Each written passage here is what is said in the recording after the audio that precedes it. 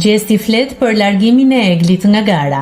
Në dhomën e gjumit, Aldo, Viserlo, Gjesti dhe Danja diskutuan mbi largimin e Eglit nga gara. Ajo u detyrua të largohej për shkak të gjendjes së rënduar psikologjike. Gjatë bisedës, Gjesti u shpreh hapur për ndjenjat e tij pas daljes së Eglit, duke thënë: "Jam i lumtur, jo i mërzitur.